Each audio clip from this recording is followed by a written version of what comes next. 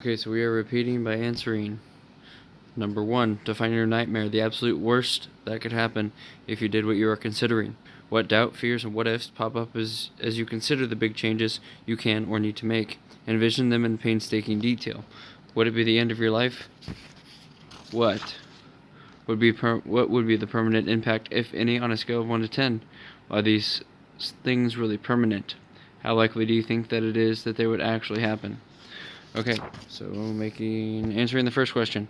Define your nightmare, the absolute worst that could happen if you did what you're considering. Well, I think I am pretty roughly close to that, to be honest with you. To nightmare? Right now, I'm very low on money. But that was due in my part due to poor decision making for overall pretty much everything. Pretty much, camera, are you going to focus? Pretty much my fault, and not being disciplined in that thinking. Hold on.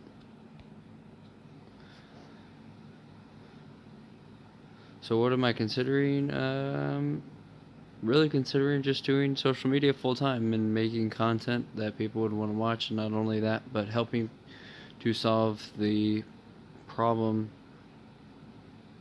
or to decrease the amount of people who are limiting themselves by not being aware of their conscious beliefs, and to help them overcome that and help them to create the life that they want to create, which I firmly believe is the number one thing we all need to be concerned about, because the mind is the most powerful thing we can harness or have the ability to control on our own.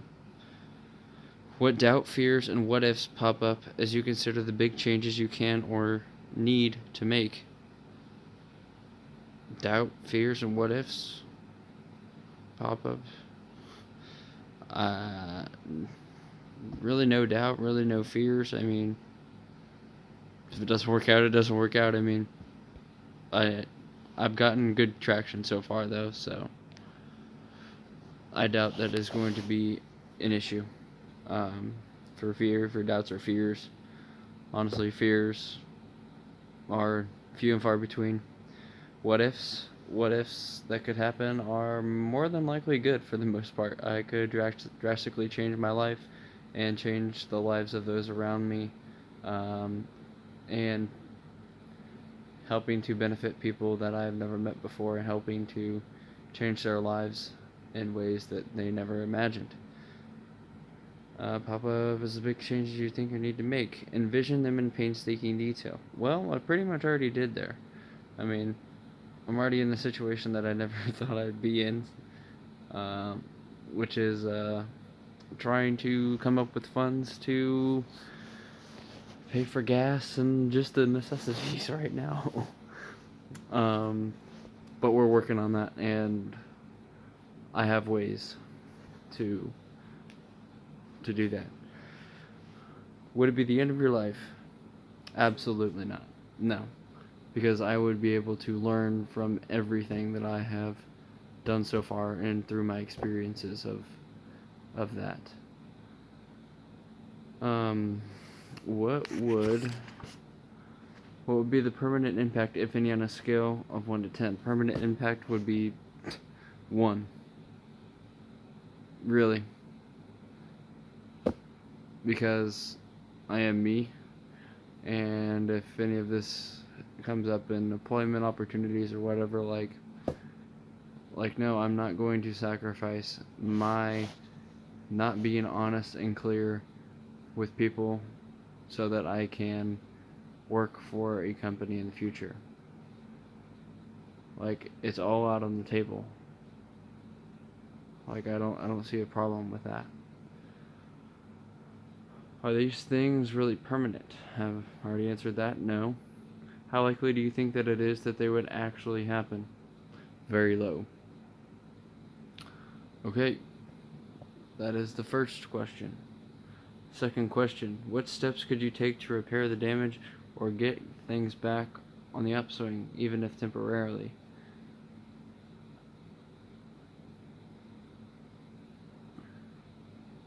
Honestly, it'd be pretty easy because I'm pretty much at the bottom. So any movement or any action from me is just going up because I'm doing 75 hard right now, and I'm gonna do 75 hard for the rest of my life. To be honest, I have came to the realization that I was focusing on the wrong part of 75 hard. I was focusing on doing the tasks rather than the actions in the process of doing the tasks. It's not doing the tasks itself. It's the doing of the work of the task. Like like right now, for instance, me being accountable with myself here, taking video of it, answering the questions, and doing the work that I need to do for not only my future but to be able to look back on this and to reflect and to learn from this experience and to do it again and again and again and again to create my future and to avoid the things that I really don't want to happen. It's really nice. Like, fierce.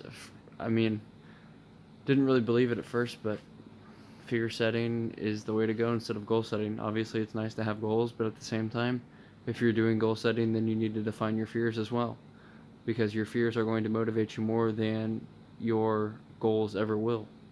Because we fear the pain. We fear we fear we fear pain more than we fear seeking pleasure for ourselves. That's just it. That's just it. Period. That's how us humans work. Chances are it's easier than you think you imagine. How could you get things back under control? Doing the things that I'm doing right now. Honestly, like, there's not much. Limit the amount of costs that I'm exhibiting and spending. I don't have my truck isn't up and running right now, so I'm not spending any gas. I'm not spending any money on supplements. I'm only spending the only thing that I'm spending money on right now is a gym membership. That's it. Which is very nice. But at the same time, I'd like to have my truck back, which will hopefully be back in a couple weeks. And then I'll have to pay for gas, but that's okay because then I'll be able to drive to Chris's house and whatnot and pay for gas, as well as save up for oil changes and whatnot on my truck, and to invest in business opportunities and to further invest in doing more social media content and reaching out to brands and whatnot, being like, hey, like, I make you money, you make me money, like, goes the same way. Okay, number 3. What are the outcomes or benefits, both temporary and permanent, of more probable scenarios? Now that you've defined the nightmare, what are the more probable or definite positive outcomes, whether internal, confidence, self-esteem, etc., or external? How would the impact of these more likely outcomes be on a scale of 1 to 10? How likely is it that you could produce at least a moderately good outcome? Have less intelligent people have done this before and pulled it off? Oof. Okay. Alright. That's a great question, actually. Do I want to sit down to do this? No, we're fine. Okay. So, to answer the first question, what are the outcomes or benefits, both temporary and permanent, of more probable scenarios? I mean, all of them are an upside to the situation that I'm in right now. So, everything's a benefit at this point, which is great. Now that you've defined the nightmare, nope. Yeah, now that you've defined the nightmare, what are the outcomes or benefits, both temporary and permanent, of more probable scenarios? That I don't learn anything, which is incredibly low that I don't learn anything on a journey, because I'm pretty blunt with myself now. Because if not, then why even carry on with life? Okay. Now that you've defined the nightmare, what are the more probable or definite positive outcomes, whether internal, confidence, self-esteem, etc., or external? Could be making a lot more money. I could have higher self-esteem, higher confidence, higher morality, higher higher everything, higher mindset. I'm always improving. So unlimited upside right there. What would the impact of these more likely outcomes be on a scale of 1 to 10? Probably closer to more than likely outcomes, probably a 9. 9 or 10, for sure. How likely is it that you could produce at least a moderately good outcome? Very likely. In fact, I would say with 95% certainty that positive outcome, for sure. A moderately good positive outcome. At that. Have less intelligent people done this before and pulled it off? Absolutely. Yep. Absolutely. If you don't think anybody has done what you have wanting to do and is less smart than you, then you're most likely wrong. Okay, here we go. Moving on to question number 4. If you were fired from your job today, what would you do to get things under financial control? That's the situation I'm in right now. Same plan that I'm carrying out now. Asking for help. So the reason that got me this situation is because I had to ask to borrow money the other day to pay for a gym membership. That was one of the most embarrassing times in my life, and I will make sure that never fucking happens again. So yeah, I would do exactly what I'm doing right now. Imagine this scenario and run through questions 1 through 3 above.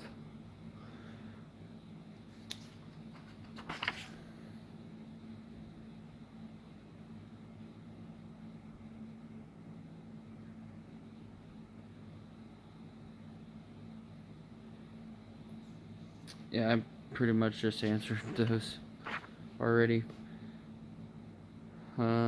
If you quit your job to test other options, how could you later get back on the same career track if you absolutely had to? Doing what I'm doing now. Like, honestly, this is fantastic for what I'm doing, and I need to rehearse this every week or so. It seems like. What are you putting off out of fear? Usually, what we fear most doing is what we most need to do. That phone call, that conversation, whatever that action might be, it is fear of unknown outcomes that prevent us from doing what we need to do. Define the worst case, accept it, and do it. I'll repeat something you might consider tattooing on your forehead. What we fear doing most is usually what we need to do. Is usually what we most need to do. As I have heard said, a person's success in life can usually be measured by the number of uncomfortable conversations he or she is willing to have. Resolve to do one thing every day that you fear. I got into this habit by attempting to contact celebrities and famous business people for advice. Okay, to find the worst case, accept it, and do it. Well, that's what we're doing right now. Because I am not fucking working for anyone else. That's for damn sure. I'm only going to work for myself and work for like-minded people, and help like-minded people. Because corporations can suck my dick, in a literal sense, because I am not ever going to work for a corporation anymore after learning a lot about them. We'll just put it at that. And yeah, we are doing what's most uncomfortable right now. We're doing 75 hard, and that's testing the comfortable right there. Working out every day. Overall, just put my nose down to the grindstone. Really, learning all I can, listening to audiobooks, listening to podcasts, just getting my mind right. And things are coming into fruition. For sure. I can see it happening. What is it costing you financially, emotionally, and physically to postpone action? A lot. It really is. Don't only evaluate the potential downside of action. It is equally important to measure the atrocious cost of inaction. If you don't pursue those things that excite you, where will you be in 1 year, 5 years, and 10 years? I will be shit in 1 year, I will be shit in 5 years, and I will be still living with my sister, brother, and mom in 10 years, which is not where I want to be. How will you feel having allowed circumstance to impose itself upon you and having allowed 10 more years of your finite life to pass doing what you know you will not fulfill you? I feel like shit. I'll feel like a failure. I mean, obviously I won't kill myself because I'll never get to that point. But, man, no. How will you feel, though? We have to imagine as if we were in this situation, not as if it's not going to happen. How will you feel? Depressed, probably. Depressed and unsatisfied, and unhappy. If you telescope out 10 years and know with 100% certainty that it is a path of disappointment and regret, and if we define risk as the likelihood of an irreversible negative outcome, inaction is the greatest risk of all.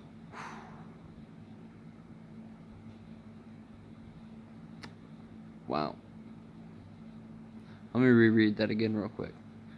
If you telescope out 10 years and know with 100% certainty that it is a path of disappointment and regret, and if we define risk as the likelihood of an irreversible negative outcome, end quote, inaction is the greatest risk of all. That's worth a re-listen to a couple times. And lastly, number 7, I think. What are you waiting for? If you cannot answer this without resorting to the BS concept of good timing, the answer is simple. You're afraid. Just like the rest of the world, measure the cost of inaction, realize the unlikelihood of repairability of most missteps, and develop the most important habit of those who excel and enjoy doing so: action. Man, I was just talking about this like a day ago. Maybe I was just talking about this today, actually. I think the most undervalued thing that every successful person, or just in general, is action. What separates successful people from unsuccessful people, or unsuccessful people from these successful people, is that successful people take fucking action. Those successful people have plans. They do, just like the unsuccessful people. But the unsuccessful people don't act on those plans. And guess what? Those successful people that create the plans often change those plans all the fucking time, or when they don't work out. Because guess what? Your plans aren't ever going to be perfect. But in doing so, you have to accept that you have to be willing to change and adapt to those plans. Never have a plan B, because that's not a good thing. Always have a plan A and change it when you need to. Adapt, overcome, improvise, adapt, overcome. That's fucking it. If you can take action and do so without any fears, rather than your fear of failure, which is very minimal because it's an irreversible negative outcome. Like, nothing's irreversible except for very few things. So just fucking do it. Just fucking do it. Like Nike's saying, just do it. If people just fucking did the work, people would never complain. I think that's the last of the questions, too. Yeah. Alright. Well, it's time for me to go to bed. It is now 3:56, almost 4 a.m. So, if you come back to this, please do so. I want you to. And yeah. I who knows, I might upload this or not. So we'll see. If you see in this, like it, comment, subscribe, and let me know your guys' thoughts. In fact, I want you guys to all do this fear setting activity, because I feel that fear setting is vastly more important and vastly undervalued as compared to goal setting. We all set goals, but I feel like I said, we motivate ourselves to rid ourselves of pain rather than we seek to attain pleasure. So, anyway, hope this helps. Peace out.